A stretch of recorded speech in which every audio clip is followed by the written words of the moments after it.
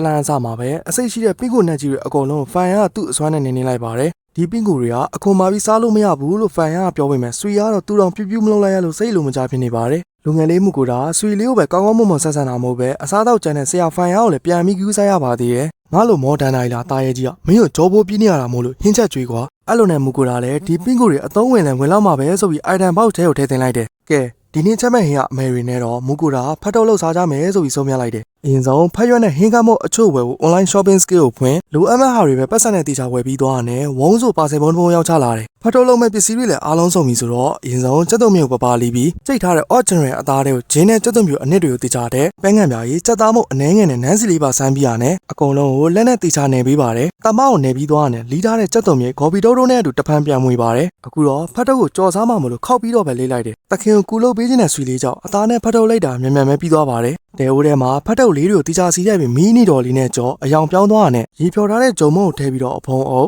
ရေတွေခမ်းပြီးလို့အတန်တွေတစ်ချက်ချင်းမိလာပြီးဆိုနန်းစီနည်းနည်းပြန်ထည့်ပြီးတဲအိုးပေါ်ပကံများဖုံးပြီးဟော့တလို့လန်လိုက်အရန်စားလို့ကောင်းတဲ့ဖတ်ထုတ်ကြော်လေးရလာပါတော့တယ်ဝေါဆရာဖိုင်နဲ့ဆွေလေးအပြည့်အချင်းတွေပါတော့မလို့ပဲတခါတည်းဆွဲပါတော့တယ်လိုက်ပွဲတော့တောင်းလောက်တဲ့အထိစားကောင်းတဲ့ဖတ်ထုတ်ကြော်စားနေကြတာဟိုးပေါ်ငကားလေးတစ်ကောင်ကအာပါတရားကြည့်ရှုနေခဲ့ပါတယ်ဆရာကြီးနှစ်ယောက်လည်းဘိုက်ထင်းကားသွားပြီဆိုတော့မူကိုတာလည်းဖတ်ထုတ်ကြော်လေးကိုက်ဘီယာမွေးမွေးလေးစုပ်ပြီးတဲ့အချိန်အမြန်ပြန်သားလာတဲ့ငကားတီးတီးလေးကသူ့မျက်နှာကိုဘက်ကနေလာပြေးခဲ့တယ်အဲ့တော့မူကိုတာလည်းလန့်ပြီးအတန်ပြေးကြီးနဲ့အော်ပြေးလိုက်ပါတော့တယ်တကယ်တော့ဒီအကောင်လေးကအလွန်ရှားပါတဲ့အပြင် PC တွေကုန်လို့လည်းခေါ်ပါသေးတယ်ဖတ်ထုတ်ကြော်ပဲလိုက်ငင်းနေတဲ့ငကားလေးကိုတထုပ်လောက်ကြွေးကြည့်လိုက်တာအရန်စားကောင်းလို့ထက်ကြွေးခိုင်းတဲ့အထိပါပဲဒီငကားလေးကသေးပြီးချစ်စရာကောင်းတယ်ဆိုပေမဲ့အရန်အောင်တွက်လိုက်ပြီးမော်မျိုးမျိုးလည်းကျွမ်းကျင်တာမို့လို့အထင်သေးလို့မရဘူးလို့ဆရာဖေကရှင်းပြပေးရတယ်ငကားလေးကမူကိုတာရဲ့မျက်နှာကိုပြေးဖက်ပြီးစကားတွေပါပြောနေမှာမူကိုတာတယောက်ဒီငကားလေးကသူတို့ရဲ့မိသားစုဝင်အသေးဖြစ်ဖို့စာချုပ်ချိုးဆိုလိုက်ပြီးဆိုတာသိလိုက်ရတယ်မူကိုတာချက်ကျွေးတဲ့အရသာရှိတဲ့ဟင်းလျာတွေကိုနေ့စဉ်မပြတ်စားချင်တာမို့လို့တင်ချာစဉ်းစားပြီးမှ family ဟာစာချုပ်ကိုချိုးဆိုခဲ့တာပ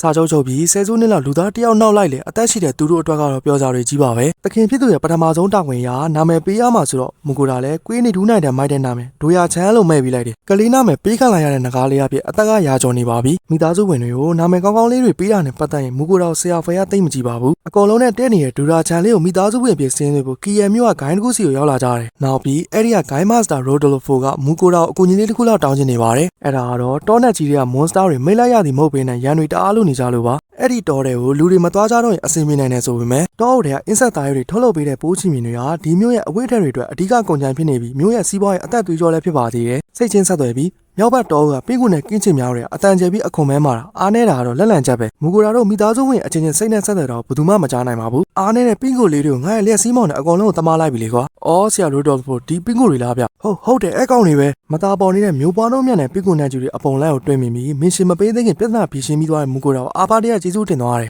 နောက်ပြီးဒီပင်းကူရဲ့ပိုးမြင့်တွေရတဲ့ဈေးကောင်းပြီးအသားကိုစားရင်နဲ့ပြုတ်စားရင်လည်းအရန်ရတာရှိရကွာဘာပြောတယ်ရန်ရတာရှိတဲ့ပင်းကူသားကိုစားကျင်တဲ့သူတွေများတာကြောင့်ပိုးမြင့်ကိုရောင်းထုတ်ပြီးအမဲပြတ်ပေးဖို့ဆရာကြီးရိုဒိုဖိုကိုအကူအညီတောင်းလိုက်ပါတယ်ခဏအားနေတာကြောင့်အယောင်သွင်းဆုံးနေလာတဲ့မြို့ကိုလဲပတ်ဖို့ဆရာကြီးရိုဒိုဖိုညွန်ပေးတဲ့အတိုင်းအကောင်းစားအင်ဂျီတွေဈေးပေါ်နဲ့ရတဲ့ဆိုင်လေးတစ်ဆိုင်ကြီးရောက်လာကြတယ်ခိုင်မာတဲ့စုံမြချက်နဲ့အထက်3-4တက်လောက်ပြည့်ဝပြီးရတဲ့ဆရာကြီးရိုဒိုဖိုရဲ့အမဲပြတ်တဲ့လုပ်ငန်းစဉ်လည်းပြီးမြောက်သွားခဲ့လို့လက်ဆက်တဲ့အသားတွေက ready ဖြစ်နေကြပါပြီညီးကြည့်လိုက်တာကနန်းသားတဲ့တောင်ပူစားလို့ကောင်းလို့ကနန်းပါတီလုပ်ပြမယ်ဆိုပြီးခဏကြာတော့ဟင်းပွဲတွေအများကြီးပြင်ဆင်ချက်ပြုတ်လိုက်ပါတော့တယ်တကယ်တော့လူငယ်လေးမှုကိုတာဒိုရာချန်လေးကိုကြိုဆိုတဲ့အနေနဲ့ဟင်းပွဲတွေအများကြီးတီချာလေးချက်ပြုတ်ခဲ့တာပါကဲအရင်ဆုံးဆရာဖေကအသားနဲ့ကြောက်ရောကြော်ထားတဲ့ဟာကိုအားပါတရစားပြီးဆွီလေးကတော့အရွက်ပေါင်းစုံနဲ့တုတ်ထားတဲ့အသားကိုစားရတာအရန်အောင်လန်းဆန်းသွားလို့တအားကြိုက်နေပါတယ်ဒိုရာချန်ကတော့အရန်ရတာရှိတဲ့ကော်ပြောင်းကျော်ပူပူလေးကိုရှာမကြအောင်ကျူးတစိုက်စားရင်နဲ့ပေါ့အားလုံးခေါင်းမပေါ်တန်စားတော့နေတော့မူကိုတာအသားကိုတီချာกินနေလို့ထွက်လာတဲ့အရသာရှိတဲ့အနံ့လေးဟာ